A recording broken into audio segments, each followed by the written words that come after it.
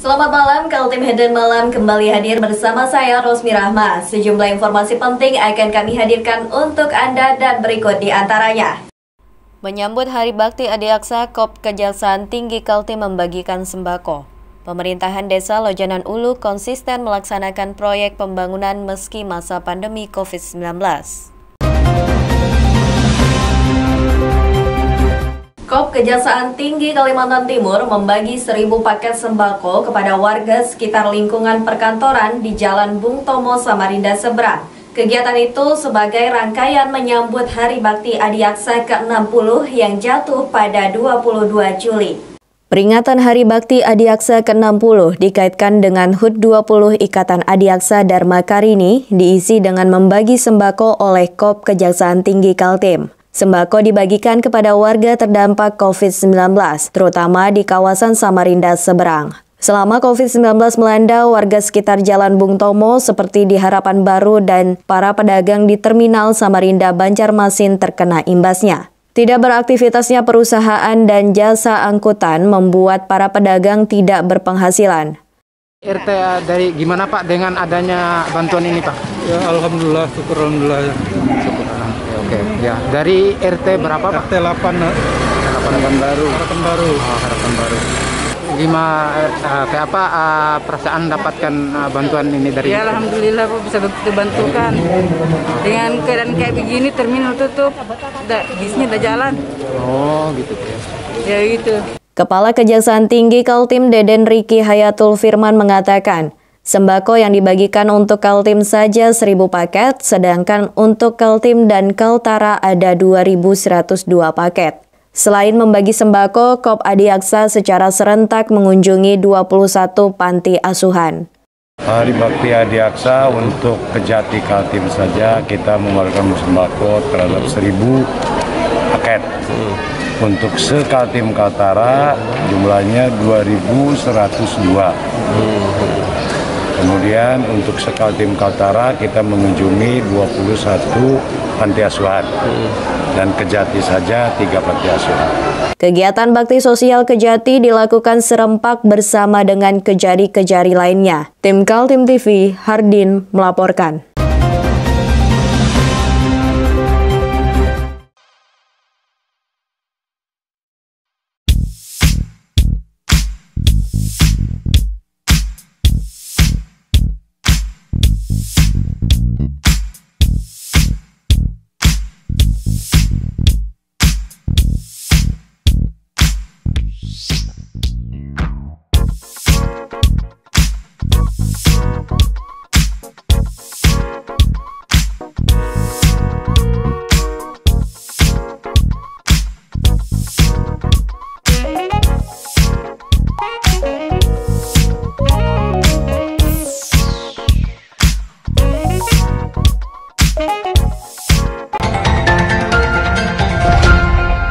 Meski masa pandemi COVID-19, pemerintahan Desa Lojanan Ulu Kabupaten Kutai Kartanegara tetap konsisten melaksanakan proyek pembangunan yang anggarannya bersumber dari dana desa. Di antaranya, bedah rumah, semenisasi jalan, dan pembuatan drainase. Pekerjaan tahap 1 sudah selesai, mengungkapkan rasa syukur Kepala Desa bersama Ketua Badan Pemusyawaratan Desa dan unsur Babinsa, mengundang warga bersilaturahmi sekaligus juga mendekatkan hubungan pemerintah dengan warga. Dengan warga, tokoh masyarakat, perangkat desa, memaparkan hasil kegiatan selama ini, alhamdulillah masih bisa menyempatkan untuk menyampaikan program 2020 depan melalui aktivitas yang sudah kita sahkan. Alhamdulillah sudah bisa menyampaikan kegiatan di tahap 1 2020. Tadi kita semua tayangkan di sini supaya masyarakat tahu bahwa Desa Lojanan Ulu itu dengan dana tahap 1 2020 itu sudah tersalurkan, sudah digunakan dengan sebagaimana mestinya. Proyek-proyek yang sudah dikerjakan menggunakan dana APB Desa, diantaranya adalah program bedah rumah, semenisasi jalan, serta membuat drainase. Menurut Kepala Desa Supario, dengan selesainya pekerjaan tahap 1, maka jajaran pemerintahan desa sudah siap menjalankan program tahap kedua.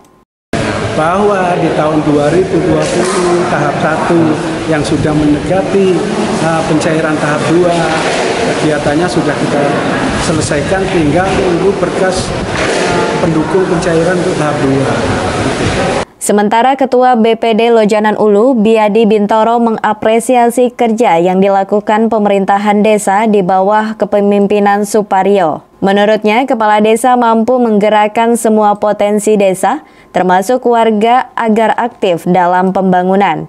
Sebagai fungsi tupoksi kami, Kemendagri 110 pasal 32 itu pengawasan kinerja kepala desa. Dan alhamdulillah setelah dilantik setelahnya luar biasa, bahkan sampai program di APBD 2020 tahap pertama ini sudah terselesaikan. Ada tahapan BLT yang perintah dari Kementerian Pedesaan itu sudah, dan tadi sudah disaksikan oleh semua masyarakat yang ada. Tim Kaltim TV melaporkan.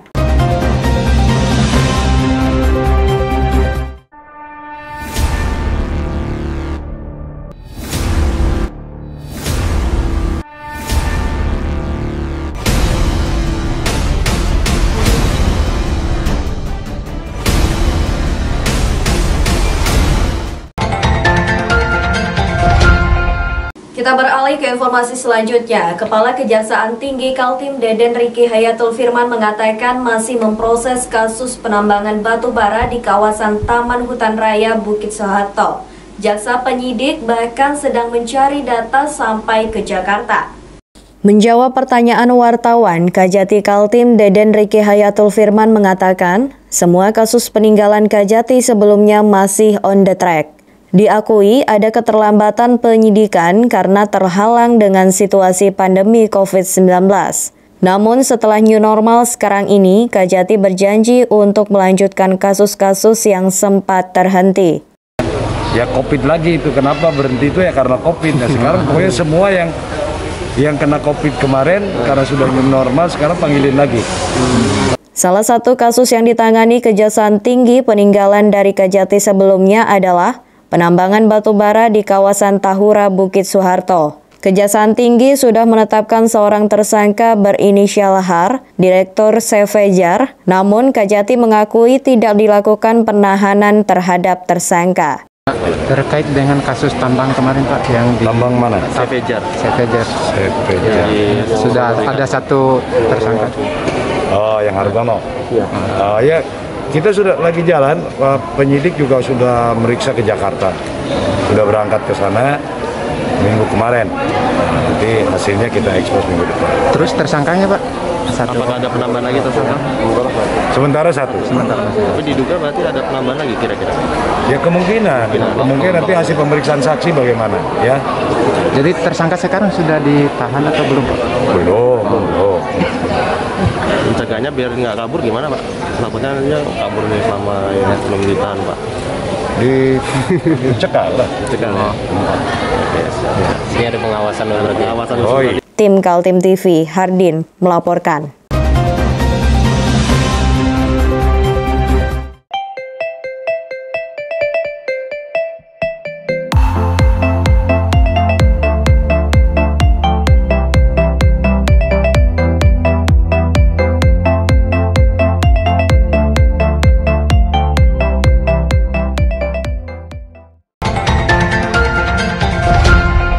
Komisi Pemilihan Umum Kota Balikpapan menyiapkan alat pelindung diri kepada petugas PPDP dalam melakukan pemutakhiran data pemilih. Pemutakhiran data pemilih dilakukan pada 18 Juli hingga 13 Agustus mendatang.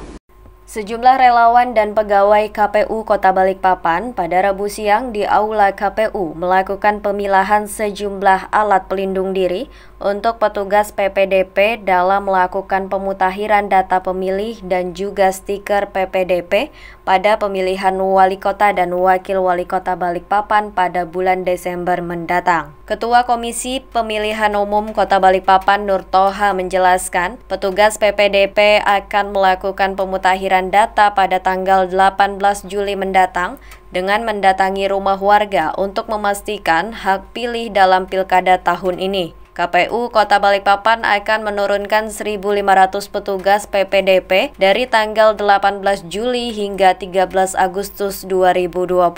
APD yang disiapkan oleh Komisi Pemilihan Umum Kota Balikpapan untuk petugas PPDP berupa pelindung wajah, masker, hand sanitizer, dan juga dibekali dengan alat pengukur suhu tubuh atau termogan. Pilkada kita ini kan memang dilaksanakan di masa pandemi. Maka turun PKPU nomor 6 itu mengatur pilkada di masa pandemi khusus. Apa bedanya? Seluruh tahapan sama. Bedanya adalah setiap kegiatan tatap muka, pertemuan, penyerahan dokumen harus mengikuti protokol COVID. Nah, PPDP itu kami lengkapi dengan masker. Itu wajib itu hukumnya itu. Kalau dia tidak pakai masker maka jadi temuan. Itu sebuah pelanggaran atas prosedur. Kemudian face shield. Kemudian sarung tangan. Di Balikpapan ini khusus Balikpapan kita bekali termogan. Ini mungkin daerah lain nggak ada nih. Karena apa? Setiap nanti dia bertemu dengan pihak-pihak yang akan dimintai keterangan, mereka minta izin dulu untuk mengukur suhunya.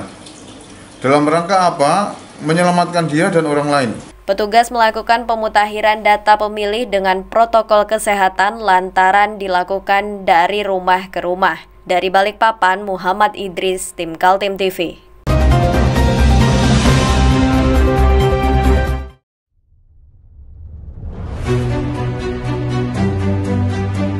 Hari ini kita ada kegiatan untuk membungkus sembako untuk dibagikan ke masyarakat yang membutuhkan karena COVID-19 ini.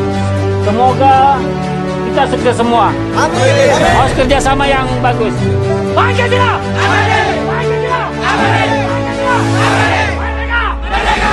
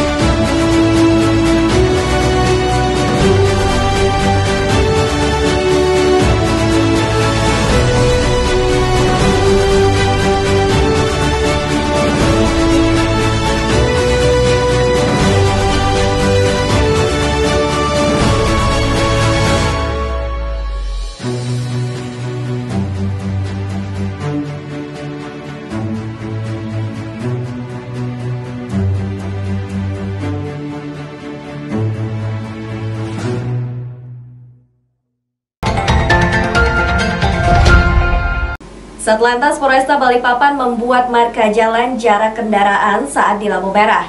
Marka jalan ini untuk membantu pemerintah dalam mencegah penyebaran COVID-19. Untuk menjaga jarak kendaraan saat di lampu merah, Satuan Lalu Lintas Polresta Balikpapan pada Selasa malam melakukan pembuatan marka jalan dengan berjarak untuk mencegah penyebaran COVID-19 di Kota Balikpapan. Pembuatan marka jalan dengan mengatur jarak kendaraan bermotor ini dilakukan sepanjang Jalan Jenderal Sudirman di 4 titik lampu merah. Kasat Lantas Polresta Balikpapan Kompol Irawan Setyono yang turun langsung dan mengecat marka jalan mengatakan, untuk sosialisasi kepada masyarakat tentang aturan jarak kendaraan pada lampu merah, Satuan Lalu Lintas Polresta Balikpapan akan menempatkan beberapa anggota lantas di setiap simpangan lampu merah agar masyarakat terbiasa pada new normal saat ini. Termasuk juga salah satu upaya dalam pelaksanaan physical distancing ya di jalan raya. Dari para pengguna jalan kita lakukan tetap jaga jarak. Dalam hal ini adalah kita membuat marka pembatas pada saat berhenti di traffic light untuk kendaraan roda 2 dalam rangka adaptasi kebiasaan baru ya. Adaptasi kebiasaan baru ini tidak hanya di setiap kegiatan di ruangan ini di jalan raya juga kita terapkan terkait dengan physical distancing untuk mencegah COVID-19 ini.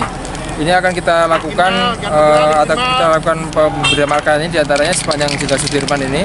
Kita mulai dari traffic light imigrasi, lanjut di Simpang Plaza, Simpang Marconi, lanjut di simpang Beruang Madu. Sementara kita untuk sosialisasi dalam seminggu ke depan kita akan memberikan petunjuk oleh petugas di lapangan. Kita akan memberikan menempatkan plotting-plotting untuk mensosialisasikan ini agar membiasakan diri masyarakat dalam berkendara pada saat berhenti di lampu merah atau di traffic light, tetap menjaga jarak dengan panduan marka yang sudah dibuat sementara ini.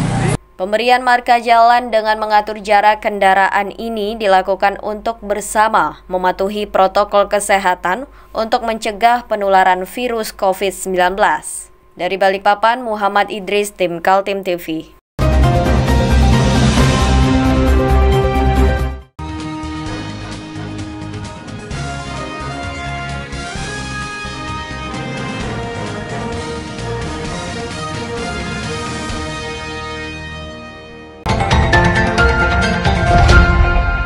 Siapa bakal dicalonkan Partai Demokrat untuk maju di pemilihan Wali Kota Samarinda masih belum jelas.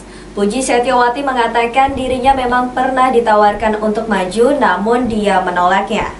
Anggota DPRD Kaltim dari Partai Demokrat Kaltim, Puji Setiawati mengakui jauh-jauh hari sudah mendapat tawaran untuk maju dalam pemilihan Wali Kota Samarinda. Bahkan tawaran itu datang dari pengurus penting di DPP Partai Demokrat. Menurut istri dari Wali Kota Samarinda yang juga Ketua DPD Partai Demokrat Kaltim itu memutuskan untuk tidak maju Pilwali Samarinda setelah mempertimbangkan secara matang dia ingin mengabdi kepada masyarakat melalui legislatif saja. Saya tunggu Puji Setiawati. Saya mengatakan tetap sampai kapanpun saya tidak akan mengatakan iya untuk maju. Bismillahirrahmanirrahim. Saya juga minta petunjuk kepada Allah. Hati saya tetap istiqomah. Hati saya tetap ingin mengabdi untuk masyarakat Samarinda, tidak melalui menjadi Wali Kota Samarinda, tetapi tetap menjadi anggota DPR Provinsi Kalimantan Timur, sehingga saya lebih bebas untuk bergerak. Saya bisa lebih dekat dengan masyarakat tanpa ada birokrasi, tanpa ada agenda-agenda yang pasti yang diatur oleh pemerintah. Saya bisa kapanpun dengan masyarakat, jam berapapun saya bisa berada di tengah-tengah masyarakat. Dan mudah-mudahan sampai pertengahan bulan Juli, Partai Demokrat belum memutuskan kepada siapa calon yang akan diusungnya. Dengan memiliki 5 kursi di DPRD Kota Samarinda, Partai Demokrat harus berkoalisi dengan partai lainnya untuk memperoleh tiket menjadi partai pengusung. Isu yang berkembang menyebutkan kemungkinan Demokrat bergabung dengan Nasdem, mengusung Muhammad Barkati berpasangan dengan Darlis Patolongi. Ibu kebetulan bukan pengurus partai karena ibu anggota dewan, yang selaku ketua DPD adalah Pak Syahri Jaang, Wali Kota Samarinda, sehingga lebih jelasnya barangkali ditanyakan kepada ketua DPD Partai Demokrat Provinsi Kalimantan Timur. Tim Kaltim TV melaporkan.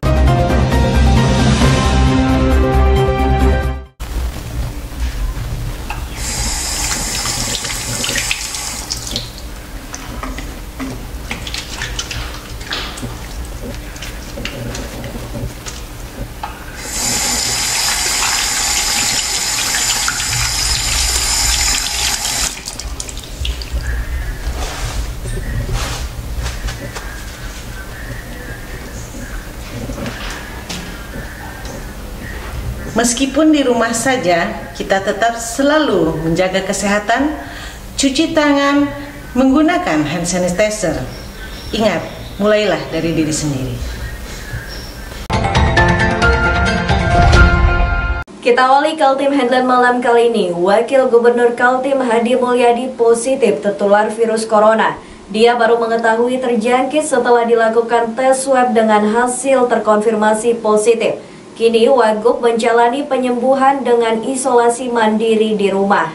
Kabar Wakil Gubernur Kaltim Hadi Mulyadi tertular virus corona dibenarkan oleh Kepala Biro Humas Setdaprop Kaltim Syafra Nudin.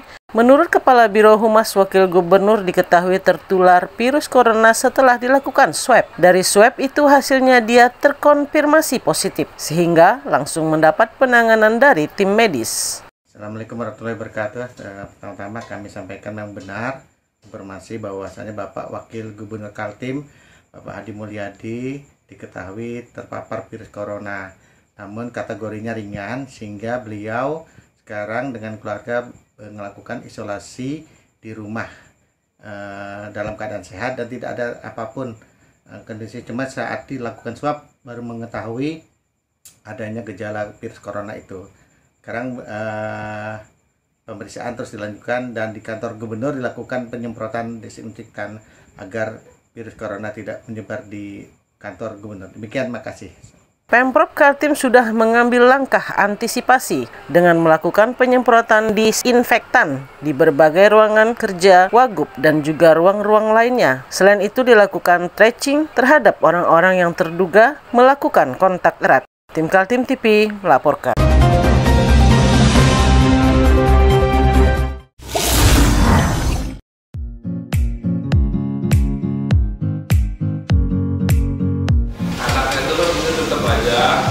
Cara mudah beriklan digital di Kaltim TV.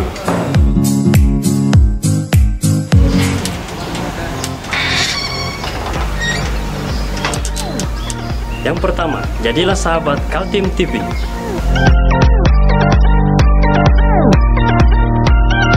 Dengan Rp1 juta, para sahabat mendapat 20 kali tayang di slot berita kamu.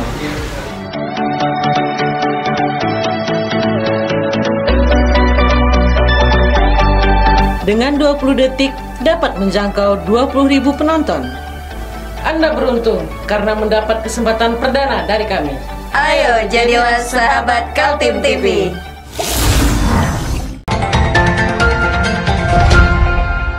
Demikian Kaltim Headline malam kali ini. Informasi lainnya dapat Anda simak melalui situs website kami www.kaltim.tv, channel YouTube dan fanpage Facebook Kaltim TV. Saya Rosmi Rahma bersama kerabat kerja yang bertugas pamit undur diri. Selamat malam dan sampai jumpa.